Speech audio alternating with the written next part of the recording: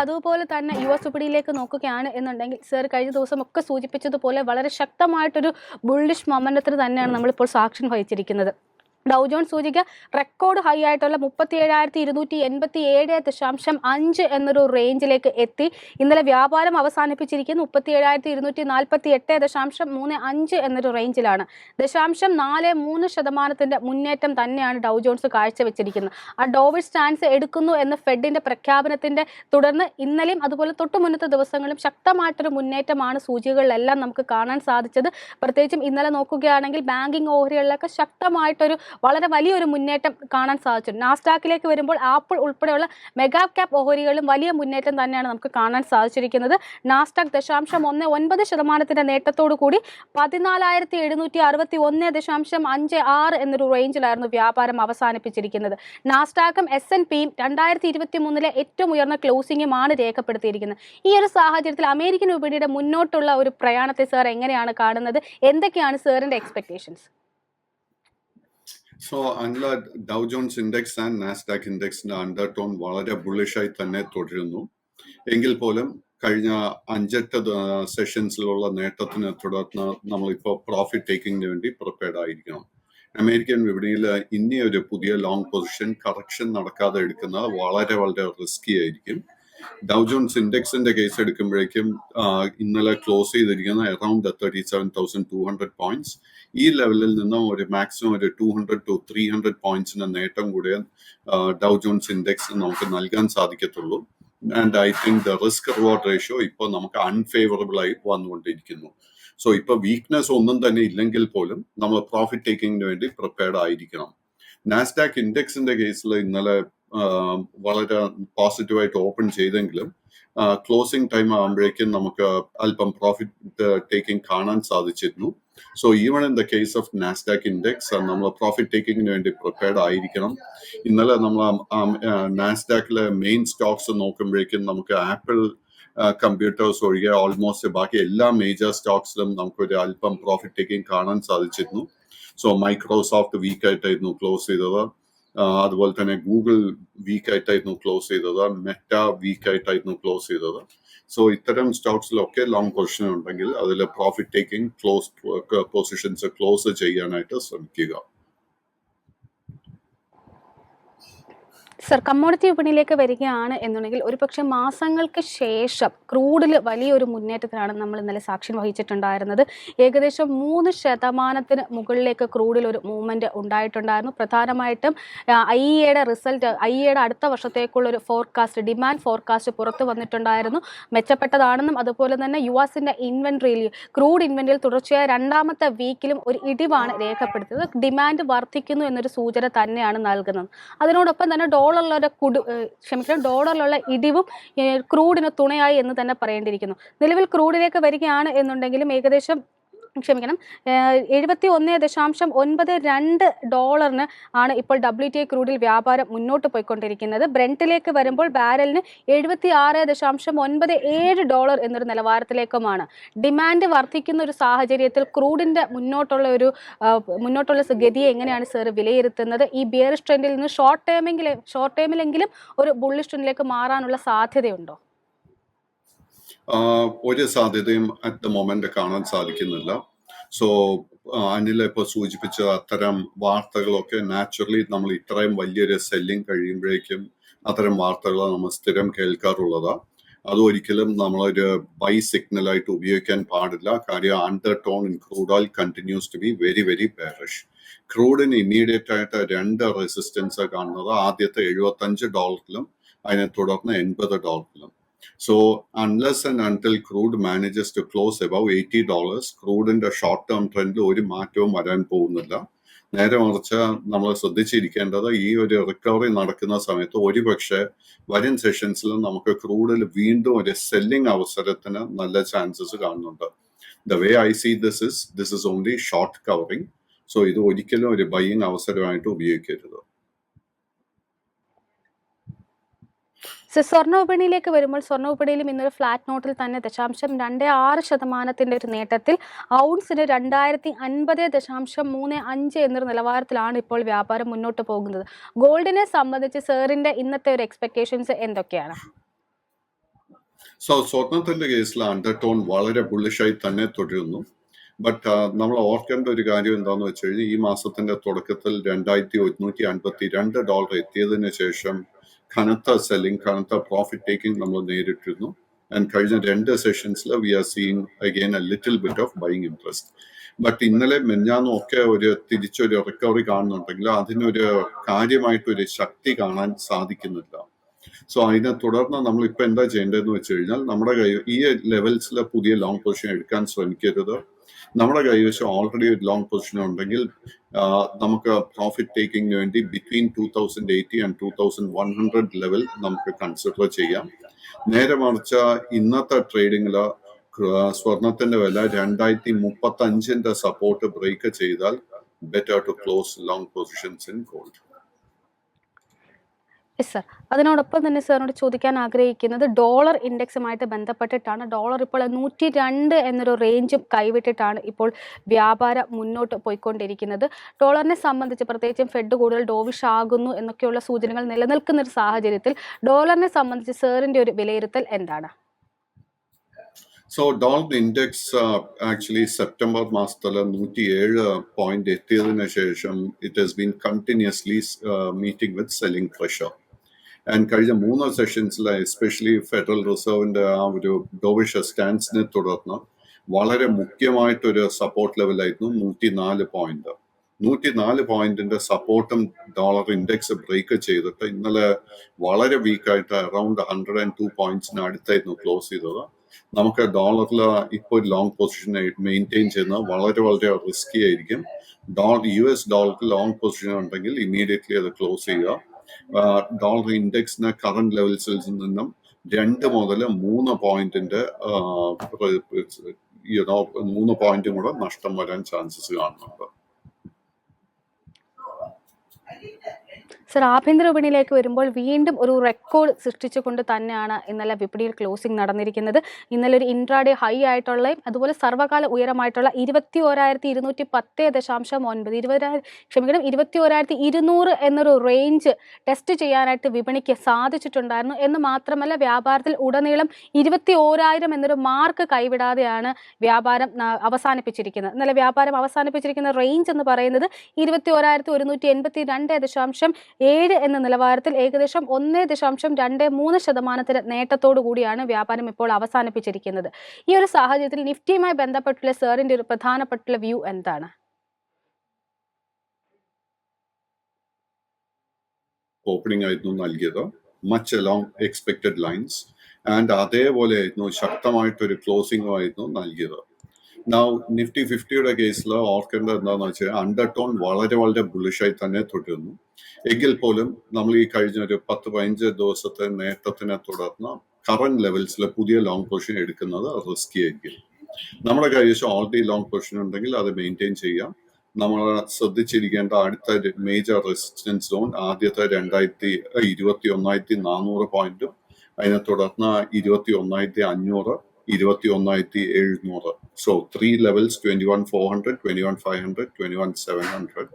And അതേസമയം നമ്മൾ Nifty 50 if we see selling pressure, if we see buying today, നമ്മൾ ശ്രദ്ധിച്ചിരിക്കേണ്ട മേജർ സപ്പോർട്ട് ഏരിയ 21,000 പോയിന്റ്സ് ആയിരിക്കും.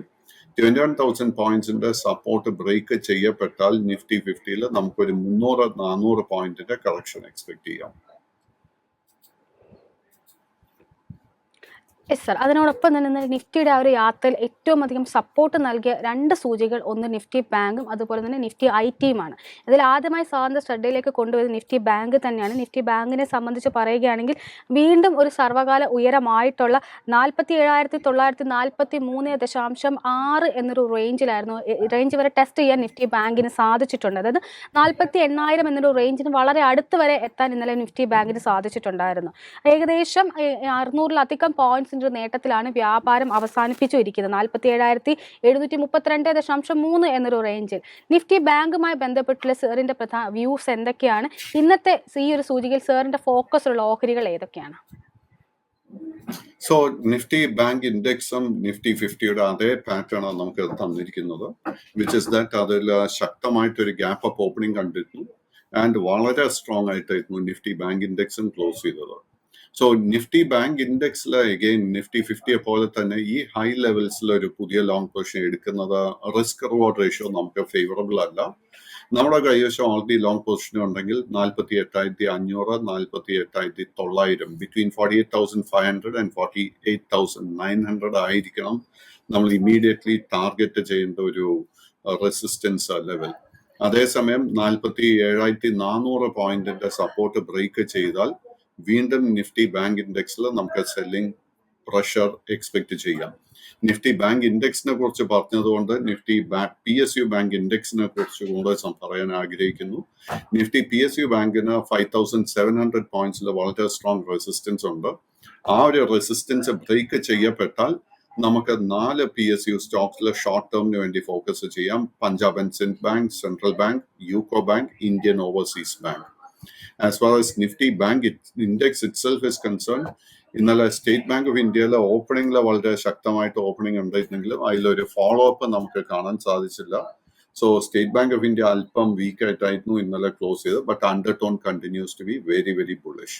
ഇന്ന് വീണ്ടും SBIയുടെ കേസിൽ ഒരു പ്രോഫിറ്റ് ടേക്കിംഗ് നടക്കുന്നുണ്ടെങ്കിൽ ഒരുപക്ഷെ അടുത്ത ആഴ്ച നമുക്ക് വീണ്ടും ഒരു ലോ റിസ്ക് ബൈങ് അവസരം ലഭിക്കാൻ ചാൻസ് ഉണ്ട്.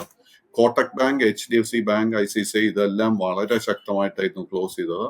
കോട്ടക് ബാങ്കിൽ നമ്മൾ ഇന്നലെ ഓൾറെഡി ലോങ് പൊസിഷൻ എടുക്കാൻ സാധിച്ചിട്ടുണ്ടെങ്കിൽ അതിൽ നിന്നും നമ്മൾ എടുത്ത് ചാടി പുറത്തോട്ട് വരേണ്ട ഒരു കാര്യവും ഞാൻ കാണുന്നില്ല. This is an excellent buy for the longer term. And എൻ്റെ ഒരു അഭിപ്രായത്തിൽ the stock is heading towards 1,950 rupees. Sir, ഇന്നലെ അതുപോലെ തന്നെ ഏറ്റവും അധികം ഒരു സ്റ്റാർ പെർഫോമർ ആയിട്ട് മാറിയ നിഫ്റ്റി IT സൂചികയാണ്. പ്രത്യേകിച്ച് ഫെഡിന്റെ ഒരു ഡോവിഷ് സ്റ്റാൻസിനെ തുടർന്ന് മറ്റുള്ള ഒരു ബ്രോഡ് സൂചികളെ അപേക്ഷിച്ച് നോക്കുകയാണെങ്കിൽ കഴിഞ്ഞ കുറച്ച് മാസങ്ങളായിട്ട് പ്രത്യേകിച്ച് ഫെഡ് ഒരു പലിശ നിരക്ക് ഉയർത്തുന്ന ആ ഒരു സാഹചര്യത്തിൽ ഒരു അണ്ടർ പെർഫോമിംഗ് ആയിട്ട് തുടരുന്ന ഒരു സൂചിക കൂടിയായിരുന്നു ഇത്. എന്നാൽ ഇന്നലെ ഏകദേശം 3.5% നേട്ടത്തിൽ 34,223.35 എന്നൊരു റേഞ്ചിൽ ക്ലോസ് ചെയ്യാൻ നിഫ്റ്റി ITക്ക് സാധിച്ചിട്ടുണ്ട്. അതുപോലെ തന്നെ ഒരു പുതിയ 50 ഹൈ ആയിട്ടുള്ള 34,308.55 എന്നൊരു റേഞ്ച് എത്താനും സാധിച്ചിട്ടുണ്ടായിരുന്നു. നിഫ്റ്റി ITയിലേക്ക് നോക്കുകയാണ് എങ്കിൽ മിഡ് ക്യാപ് സ്പേസിൽപ്പെട്ട ഓഹരികളിലാണ് വളരെ ശക്തമായിട്ടൊരു മുന്നേറ്റം നടന്നിരിക്കുന്നതെന്ന് കാണാം. മറ്റുള്ള മെഗാ ക്യാപ് ഓഹരികളിലും കാര്യമായിട്ടൊരു മുന്നേറ്റം നടന്നിട്ടുണ്ട് എങ്കിൽ പോലും ആ ഒരു റാലിയിൽ ഏറ്റവും അധികം സപ്പോർട്ട് നൽകിയിരിക്കുന്നത് മിഡ് ക്യാപ് സ്പേസിൽപ്പെട്ട കൊഫോർജ്, എംഫസിസ് പോലെയുള്ള ഓഹരികളാണ്. നിഫ്റ്റി ITയുമായി ബന്ധപ്പെട്ടുള്ള സാറിൻ്റെ ഒരു വ്യൂ എന്താണ്? അതുപോലെ തന്നെ ഇന്നലെ ഏറ്റവും മികച്ച നേട്ടം എംഫസിസ്, കൊഫോർജ് എന്നീ ഓഹരികളുടെ എങ്ങനെയാണ് സാർ വിലയിരുത്തുന്നത്? So extremely bullish. And Nifty IT ഇൻഡെക്സിന്റെ കേസിലും നമ്മൾ കഴിഞ്ഞ ദിവസം സെറ്റ് ചെയ്ത ഒരു മേജർ ടാർഗറ്റ് 36,000 പോയിന്റ് ആയിരുന്നു. സോ അഗെയിൻ IT മേജർ സ്റ്റോക്സിലൊക്കെ നമുക്ക് ലോങ് പൊസിഷൻ ഉണ്ടെങ്കിൽ അത് we can continue to maintain it. ഒരു പ്രോബ്ലവും ഞാൻ കാണുന്നില്ല. നമ്മൾ കഴിഞ്ഞ 3-4 സെഷൻസിൽ എസ്പെഷ്യലി പ്രേക്ഷകർക്ക് സൂചിപ്പിച്ചിരുന്ന ഒരു സ്റ്റോക്ക് ആയിരുന്നു വിപ്രോ വളരെ സ്ട്രോങ് ആയിട്ടായിരുന്നു ക്ലോസ് ചെയ്തത്. Absolutely no problem. LT Mindtree, TCS മുതലായ സ്റ്റോക്സ്, HCL ടെക്നോളജി ഇതിലൊക്കെ നമുക്ക് ബൈയിങ് ഇൻട്രസ്റ്റ് കാണാൻ സാധിച്ചു. ആൻഡ് അനില ചോദിച്ച 2 സ്പെസിഫിക് സ്റ്റോക്സ്, എംഫസിന്റെ കേസിൽ it was A very powerful close. 2,600 രൂപയ്ക്ക് അടുത്തായിരുന്നു ക്ലോസ് ചെയ്തത്. ഒരു വീക്ക്നെസ്സും ഈ സ്റ്റോക്കിൽ കാണുന്നില്ല. Continue to maintain that. അടുത്ത 2 മേജർ ടാർഗറ്റ് സോൺസ്, ആദ്യത്തെ 2,650 അതിനെ തുടർന്ന് 2,750 രൂപ. ഇത് രണ്ടും ആയിരിക്കും അടുത്തത് നമ്മൾ ടാർഗറ്റ് ചെയ്യുന്ന 2 ലെവൽസ്. കൊഫോർജിന്റെ കേസ് എടുക്കുമ്പോഴേക്കും അഗെയിൻ വളരെ സ്ട്രോങ് ആയിട്ടായിരുന്നു ക്ലോസ് ചെയ്തത്. Again I cannot see any weakness in Coforge. Long position എടുക്കാൻ സാധിച്ചിട്ടുണ്ടെങ്കിൽ അത് മെയിൻറ്റെയിൻ ചെയ്യുക. ആദ്യത്തെ ഒരു ടാർഗറ്റ് സോൺ 6,400 അതിനെ തുടർന്ന് 6,600 രൂപയിലും ആയിരിക്കും നമ്മൾ ശ്രദ്ധിച്ചിരിക്കാൻ പോകുന്നത്. നൗ അനിലയിലോട്ട് തിരിച്ചു വരുന്നതിന് മുൻപ് അനില പറഞ്ഞിരുന്നു ഇന്നലെ ശക്തമായിട്ട് ക്ലോസ് ചെയ്ത 2 sectors, banking and IT. But actually നമ്മൾ ഓവറോൾ മാർക്കറ്റ് നോക്കിക്കഴിഞ്ഞാൽ ഓൾമോസ്റ്റ് എല്ലാ സെക്ടറിലും നമുക്ക് ഇന്നലെ കനത്ത ബൈയും കാണാൻ സാധിച്ചിരുന്നു. ഫോർ എക്സാമ്പിൾ ഓട്ടോ ഇൻഡെക്സ് നമുക്ക് 0.071% നേട്ടം നൽകിയിരുന്നു. റിയാലിറ്റി മേഖലയിൽ വളരെ ശക്തമായിട്ട് ബൈയിങ് ഇൻട്രസ്റ്റ് കാണാൻ സാധിച്ചിരുന്നു. നിഫ്റ്റി ഓയിൽ ആൻഡ് ഗ്യാസ് 1.5% നേട്ടം നൽകിയിരുന്നു. ഇതിൽ 2-3 സെക്ടേഴ്സിലെ എനിക്ക് അഭിപ്രായം ഇല്ലാത്തതുള്ളൂ. One is the pharmaceutical sector, one is the media sector. ഈ 2 സെക്ടേഴ്സ് പൂർണ്ണമായിട്ടും അവോയ്ഡ് ചെയ്യുക. I'm continuing to be very very sceptical. ഈ 2 സെക്ടേഴ്സിൽ as far as I'm concerned the risk is very high. Yes sir, അതിനോടൊപ്പം തന്നെ സാറിനോട് ഒരു stock specific ആയിട്ടുള്ള ക്വസ്റ്റ്യൻ കൂടി ചോദിക്കാൻ ആഗ്രഹിക്കുകയാണ്. ഇന്നലെ വളരെ മികച്ച ഒരു നേട്ടം നൽകിയ റെയിൽവേ ഓഹരിയായിരുന്നു IRFCയുടേത്. IRFCയെ സംബന്ധിച്ച് പറയുകയാണെങ്കിൽ ഇൻട്രാഡേയിൽ ഏകദേശം 10% വരെ ഉയർന്നിട്ടുണ്ടായിരുന്നു. ഒരു പുതിയ 52 ഹൈ ക്രിയേറ്റ് ചെയ്യാനും ഓഹരിക്ക് സാധിച്ചിട്ടുണ്ടായിരുന്നു. 52 ഹൈ ആയിട്ട് ക്രിയേറ്റ് ചെയ്ത് 96.2 എന്നൊരു റേഞ്ചിലാണ് ചെയ്തിട്ടുണ്ടായിരുന്നത്. അതുപോലെ തന്നെ അതിൻ്റെ ഒരു ഇന്നലെ നേട്ടം നൽകിയ 11.02% നേട്ടവും നൽകിയിട്ടുണ്ട്. പൊതുവേ നോക്കാൻ കഴിഞ്ഞ ഒരു 6 മാസത്തിൽ ഏകദേശം ഒരു 190% നേട്ടം നൽകിയ ഒരു ഓഹരി കൂടിയാണ് IRFC എന്ന് പറയുന്നത്. IRFCയെ സംബന്ധിച്ച് പറയുകയാണെങ്കിൽ കഴിഞ്ഞ ഒരു ദിവസങ്ങളിൽ ഉണ്ടായിട്ടുള്ള ഒരു 10-year ബോണ്ട് 3000 കോടി രൂപ സമാഹരിക്കാനായിട്ട് ഒരു 10 വർഷത്തെ ബോണ്ട് ഇറക്കിയിട്ടുണ്ടായിരുന്നു. വലിയ തോതിലാണ് നിക്ഷേപകർ അതിനെ സ്വീകരിച്ചിരിക്കുകയും ചെയ്തിരിക്കുന്നത്. IRFCയുമായി ബന്ധപ്പെട്ടുള്ള സാറിന്റെ ഒരു വ്യൂ എന്താണ്? സോ IRFCയിൽ ഡിസ്ക്ലോഷർ വെച്ച് സ്റ്റാർട്ട് ചെയ്യുന്നു. പേഴ്സണലി ഒരു ലോങ് പൊസിഷൻ ഉണ്ട്. ആൻഡ് സെപ്റ്റംബർ മാസത്തിൽ അറൗണ്ട് 93 റുപ്പീസിൽ എത്തിയതിനു ശേഷം സ്റ്റോക്കിൽ നമ്മളൊരു നല്ല ഹെൽത്തി കറക്ഷൻ കാണാൻ സാധിച്ചിരുന്നു. ആൻഡ് ഇന്നലെ ആ ഒരു കറക്ഷൻ എല്ലാം കംപ്ലീറ്റ് ചെയ്തതിന് ഒരു സൂചന നമുക്ക് ലഭിച്ചിരിക്കുന്നത്. ഇൻഫാക്ട് സ്റ്റോക്ക് ഇന്നലെ 52 വീക്ക് ഹൈയിലായിരുന്നു. സ്റ്റോക്ക് പുതിയൊരു ഓൾ ടൈം ഹൈയിലായിട്ടായിരുന്നു എത്തിയത്. നമ്മുടെ കൈവശം ലോങ് പൊസിഷൻ ഉണ്ടെങ്കിൽ continue to maintain it. Correction നടക്കുന്ന സമയത്ത് വീണ്ടും നമുക്ക് ലോങ് പൊസിഷൻ കൺസിഡർ ചെയ്യാം. സ്റ്റോക്കിൽ അടുത്തതായിട്ട് ഞാൻ ശ്രദ്ധിച്ചിരിക്കുന്ന 2 ടാർഗറ്റ് ലെവൽ, ആദ്യത്തെ 101 രൂപ, അതിനെ തുടർന്ന് 113 രൂപ. Now since we talked about IRFC, നമുക്ക് മറ്റ് ചില റെയിൽവേ സ്റ്റോക്സും കൂടെ നോക്കാം. വൺ ഇസ് റെയിൽ ടെൽ നല്ലൊരു ബുള്ളിഷ് സെറ്റപ്പ് ഫോം ചെയ്തിട്ടുണ്ട്. ആൻഡ് റെയിൽ ടെല്ലിന്റെ കേസിൽ if RailTel can close above 303, അതിൽ നമുക്ക് 10 രൂപയുടെ നേട്ടം താമസിക്കാതെ എക്സ്പെക്ട് ചെയ്യാം. ഇർക്കോൺ അഗെയിൻ ഒരു ചെറിയ കറക്ഷന് ശേഷം വളരെ സ്ട്രോങ് ആയിട്ടായിരുന്നു ക്ലോസ് ചെയ്തത്. ഇർക്കോണിന്റെ കേസിൽ 180 is the major resistance to keep an eye on. Yes sir, മറ്റൊരു പ്രേക്ഷകൻ ചോദിച്ചിരിക്കുന്നത് രാഷ്ട്രീയ കെമിക്കൽസുമായിട്ട് ബന്ധപ്പെട്ടിട്ടുള്ള രാഷ്ട്രീയ കെമിക്കൽസ് ആൻഡ് ഫെർട്ടിലൈസേഴ്സ് ലിമിറ്റഡുമായി ബന്ധപ്പെട്ടുള്ള സാറിൻ്റെ വ്യൂ ആണ്. ഇന്നലെ ഓഹരി വ്യാപാരം അവസാനിപ്പിച്ചിരിക്കുന്നത് 1.95% നഷ്ടത്തിൽ 156.25 എന്നൊരു നിലവാരത്തിലാണ്. RCFുമായി ബന്ധപ്പെട്ടുള്ള സാറിൻ്റെ ഒരു വ്യൂ എന്താണ്? Very very bullish. സോ RCFിന്റെ കേസിൽ കഴിഞ്ഞ ഒരു 3-4 മാസം നീണ്ടു നിന്ന ഒരു കറക്ഷൻ നമുക്ക് കാണാൻ സാധിച്ചു. And stocks undertone is very very bullish. സ്റ്റോക്കിൽ ഇമ്മീഡിയറ്റ് ആയിട്ട് ഫേസ് ചെയ്യാൻ പോകുന്ന റെസിസ്റ്റൻസ് 162 രൂപ. 162 രൂപയുടെ റെസിസ്റ്റൻസ് ബ്രേക്ക് ചെയ്യാൻ സാധിച്ചു കഴിഞ്ഞാൽ we are going to see another big rally in RCF. ഇതിൽ ശ്രദ്ധിച്ചിരിക്കേണ്ട support area will be 148 rupees. RCFിനെ കുറിച്ച് ചോദിച്ചതുകൊണ്ട് FACTയെ കുറിച്ചും സംസാരിക്കാം. FACT അഗെയിൻ ഒരു റെക്കോർഡ് ഓൾ ടൈം ഹൈ കഴിഞ്ഞ ആഴ്ച എത്തിയിരുന്നു. അതിനെ തുടർന്ന് we are seeing small consolidation profit taking. FACTയുടെ കേസിൽ 840 റുപ്പീസിന്റെ റെസിസ്റ്റൻസ് ബ്രേക്ക് ചെയ്യാൻ സാധിച്ചു കഴിഞ്ഞാൽ നമുക്ക് ഷോർട്ട് ടേമിൽ ഒരു നല്ല നേട്ടം എക്സ്പെക്ട് ചെയ്യാം.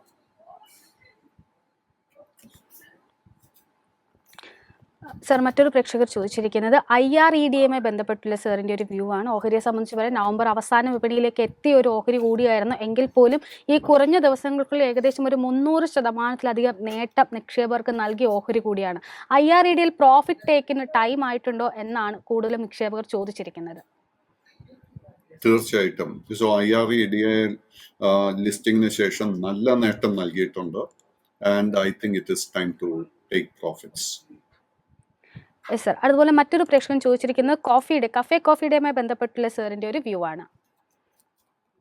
സോ കോഫി ഡേയിൽ നമുക്ക് കാണാൻ സാധിക്കുന്നത് കഴിഞ്ഞ കുറച്ച് ദിവസമായിട്ട് we are seeing a lot of buying interest happening. കമ്പനിയുടെ ഫൈനാൻഷ്യൽസ് ഇപ്പോഴും വളരെ മോശമായിട്ട് തന്നെ തുടരുന്നു. സോ നമുക്ക് and it's a small cap stock. So ഈ ഒരു സ്റ്റോക്കിൽ നമ്മൾ ഓർത്തിരിക്കേണ്ടത് എന്താണെന്ന് വെച്ച് കഴിഞ്ഞാൽ when the market is so bullish, നമ്മൾ ഇത്തരം സ്മോൾ ക്യാപ് സ്റ്റോക്സിലൊക്കെ നമ്മൾ ഒത്തിരി ബൈയിങ് ഇൻട്രസ്റ്റ് കാണാൻ സാധിക്കാറുണ്ട്. നമ്മുടെ കൈവശത്ത് സ്പെക്യുലേഷന് വേണ്ടി പുതിയ ലോങ് പൊസിഷൻ എടുത്തിട്ടുണ്ടെങ്കിൽ അത് മെയിൻറ്റെയിൻ ചെയ്യുക. ബട്ട് ഈ ഒരു ഹൈ ലെവൽസിൽ അഗെയിൻ പുതിയ ലോങ് പൊസിഷൻ അഡ്വൈസബിൾ അല്ല.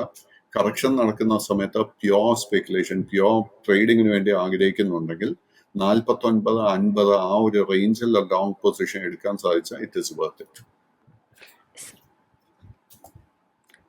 മറ്റൊരു പ്രേക്ഷകൻ ചോദിച്ചിരിക്കുന്നത് ഫെഡറൽ ബാങ്കുമായി ബന്ധപ്പെട്ടിട്ടുള്ള സാറിന്റെ വ്യൂ ആണ്. ഇന്നലെ ഓഹരി 0.43% നേട്ടത്തോടു കൂടി 153 എന്നൊരു റേഞ്ചിലാണ് വ്യാപാരം അവസാനിപ്പിച്ചിരിക്കുന്നത്. ഫെഡറൽ ബാങ്കിന്റെ ഓഹരികളെ സാർ എങ്ങനെയാണ് വിലയിരുത്തുന്നത്?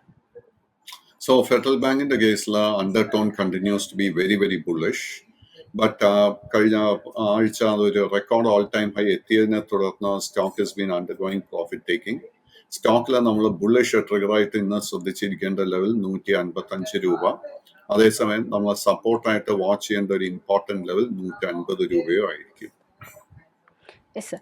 മറ്റൊരു പ്രേക്ഷകൻ ചോദിച്ചിരിക്കുന്നത് TVSമായി ബന്ധപ്പെട്ടുള്ള സാറിന്റെ ഒരു വ്യൂ ആണ്. ഇന്നലെ ഒരു പുതിയ 52 ഹൈ ആയിട്ടുള്ള 2058.5 എന്നൊരു റേഞ്ച് ടച്ച് ചെയ്തതിന് ശേഷം വ്യാപാരം അവസാനിപ്പിച്ചിരിക്കുന്നത് 0.88% നേട്ടത്തോടു കൂടി 2040 എന്ന നിലവാരത്തിലാണ്. TVSനെ എങ്ങനെയാണ് സാർ വിലയിരുത്തുന്നത്?